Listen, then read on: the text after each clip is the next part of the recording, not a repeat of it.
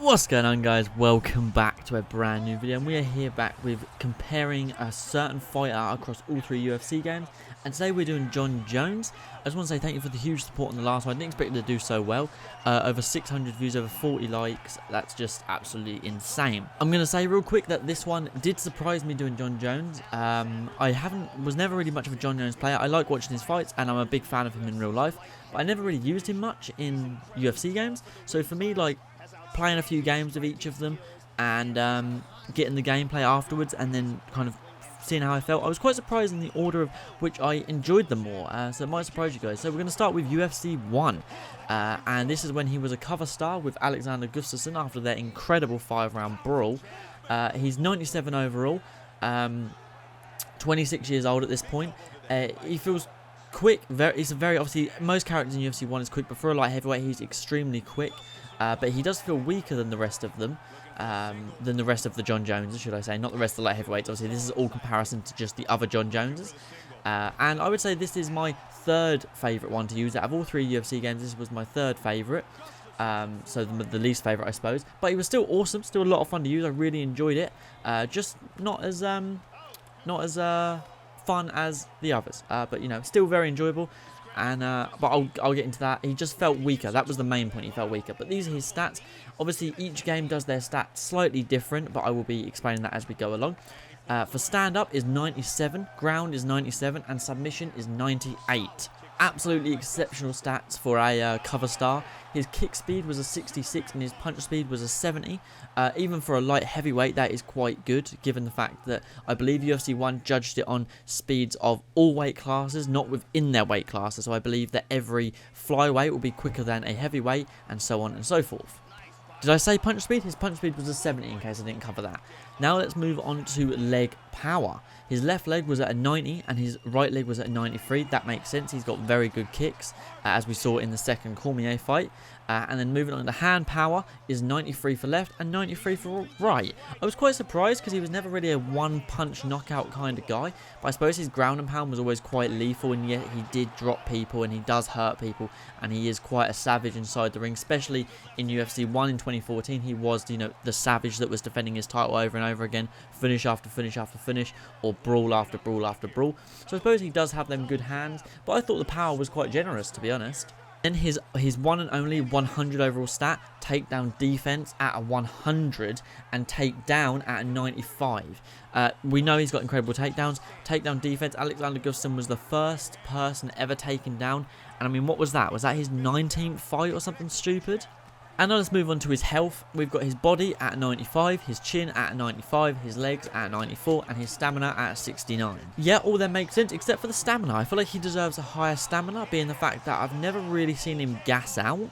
Maybe in the Ovin St. Preux fight, he slowed down, but that was way before. This game was way before then. I don't think I ever really saw him gas. Do you guys think that is an appropriate stat to have for Jon Jones at 69 stamina? I feel like they could have been a bit more generous with that. But obviously body and chin at 95. As far as I've seen, he's never really been hurt. So I suppose they could be 100, but they don't want to make it too overpowered for the game. So I think that all makes sense. I would say this was quite an accurate representation of Jon Jones back during his early title defenses. You know, he was a beast. He was finishing people. He was getting to big scraps, and I would say this was the best Jon Jones we saw, in my opinion anyways. And just one thing I want to say, a notable stat, which I might do for some fighters, is that all of his submission stats were a 98.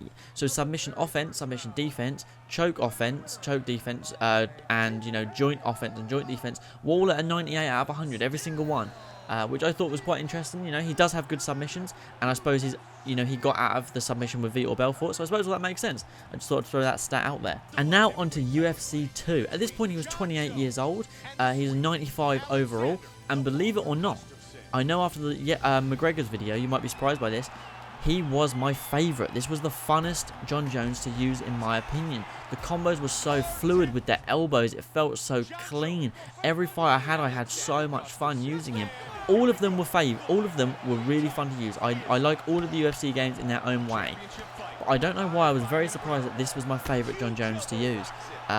Don't know why. Just was it. Everything just felt so clean. The combos felt so smooth. I love UFC 3. UFC 3 is one of my favourite UFC games. And yet I still preferred using this Jon Jones. Not the game, just this Jon Jones to any other Jon Jones. Which is surprising for you guys, because I'm sure that you were expecting, because on McGregor's video, he was my least favourite.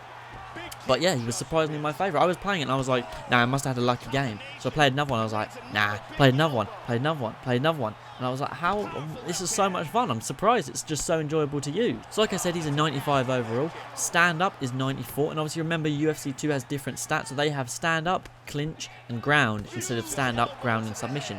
So his stand-up was a 94, his clinch was a 95, and his ground was a 94. So all very high 90s. It has dropped by 3 or 4 points in each stat, but I suppose that makes sense.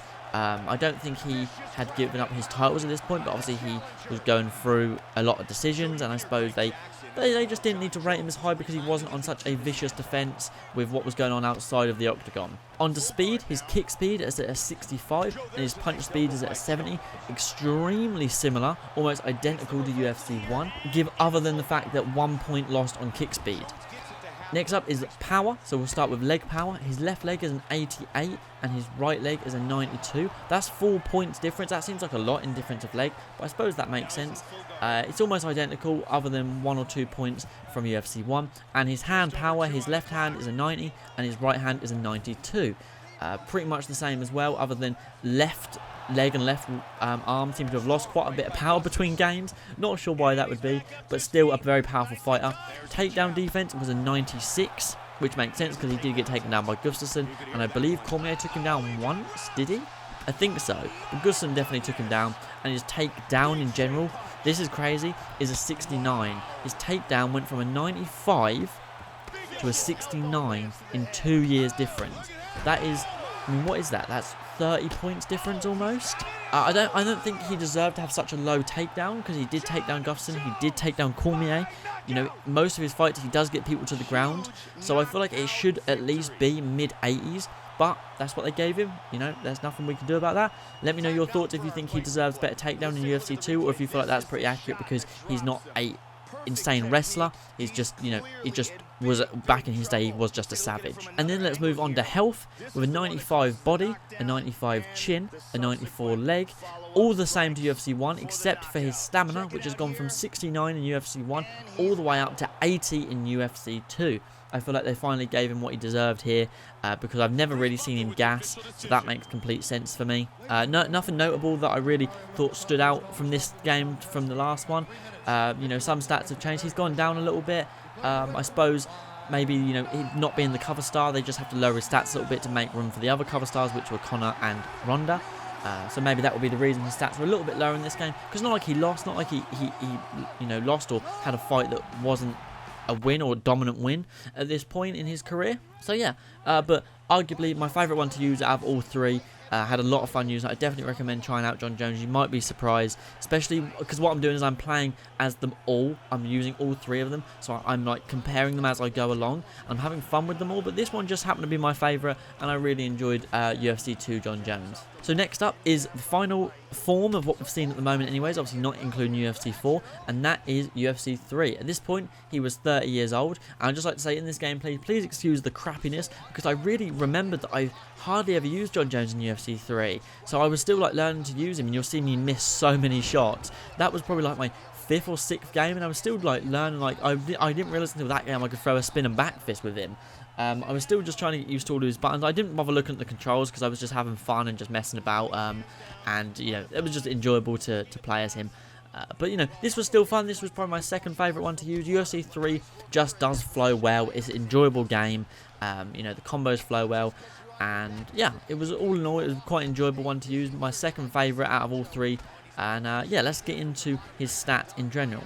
So at this point, he was 30 years old. In UFC 3, they don't do an overall. They do striking, grapple, stamina, and health. So his striking is a 93, his grapple is a 93, his stamina is 92, which has gone up again, and his health is a 91. So I would say those stats probably are better than most games because his stamina has gone up from 80 to 92. If you compare his stamina from the first game to the third game, his stamina went up from 69 to 92. His striking has gone from 97, 94, 93, and his grapple / ground game has gone 97, 94, 93. So I'd say that's always quite good. His health has always been good. His health stats, I'll start his health stats early, are body 92, that's gone down by 2 points. Chin 94, that's gone down by 1 point, and leg 90. Sorry guys, leg 90, that has gone down by 4. So all in all, still incredibly fucking strong. He's such a strong fighter. And yeah, so far it's stayed kind of consistent throughout the games. His striking speed is a 93, because they don't do individual kick and punch speed, so they just do overall speed. And obviously UFC 3, I believe, was the one game where the speeds and the powers were done per weight class, not per overall. I don't believe, because I don't think he would be a 93, because he went from punch speed 70 and kick speed 65 in UFC 2 to a 93. He's not got that quick in that time, so I think it's based on the weight class. His power overall is an 88. His takedown defense is a 94, only gone down by 2 points, and his takedown has gone all the way from a 69 to a 94, which was similar to UFC 1 because it was a 95 in UFC 1, and it's only gone down by 1 point, despite in UFC 2 it went down to 69. I'm not sure why they've done that, but it is what it is. So I would say overall Jon Jones is probably one of the most consistent characters across all 3 UFC games. I also think he's probably one of the only fighters other than Khabib who has been in all the games and hasn't lost a fight. You know, he has lost a fight in his career, but he hasn't lost a fight since these games have come out. It's been 4 years, from 26 to 30, since these 3 games, and his stats have always stayed quite consistent. I suppose he has got worse with age in the games. Some stats have gone up and down, but I suppose his recent performances, yes, he did finish DC, he did finish Alexander Gustafsson, but I suppose, you know, him vacating the title so many times, him coming back, him failing drug tests, probably, I don't know if they would affect it. Maybe some, you know, some of them don't want to say, okay, well, let's not reward him for getting in all this trouble. Let's make his stats a little bit lower than the previous game. But it could be based on his actual performances inside the octagon. I doubt they would do anything based on outside the octagon. Otherwise, it would say, like, DUIs 1 or something. You know, I don't know. I don't think they base it on that. I just think maybe his inactivity inside the octagon is why his stats are a little bit lower. But it could just be with age, his stats are getting worse and worse. Who knows? Don't know. I don't know how they do it. I would like to actually know how they judge it. Like, actually talk to someone from EA and learn that. I think that would be something really cool to be able to learn, to see, okay, how do you actually judge them? And, you know, how do you... I'm sure you don't go up to each fighter and say, throw a punch, throw a straight, throw a hook, throw an uppercut. Now hit this bag, let's see the power, because there's no way they're going to do that for every single fighter. So just curious how they would do it, unless they get some real super UFC fans and martial arts fans and they judge it for them. I'd love to know. But overall, I definitely recommend going back and trying out Jon Jones in UFC 2. But try out Jon Jones in UFC 3 first, then go back and try him in UFC 2. It was surprising how much difference they had. And UFC 2 surprised me being the funnest one. And everything just flowed together nicely in that one, being the fact that I tried to play like Jon Jones with a lot of elbows, lots of clinching, knees, things like that. And UFC 2 flows better as a Jon Jones fighter. Not that UFC 2 is better than the other ones, just as a Jon Jones, it seemed to play nicer and it was more enjoyable for me anyways. But yeah, so I hope you guys enjoyed this video. Ow, I just punched my desk. I hope you guys enjoyed this video. If you have, be sure to leave it a like. Don't forget to subscribe down below. If there's any fighters you want to see me do this on, be sure to let me know in the comments down below. I'm happy to do one of these a day. They're quite fun to do. Takes a little while, but they are enjoyable. And yeah, I will catch you guys in the next one. Peace.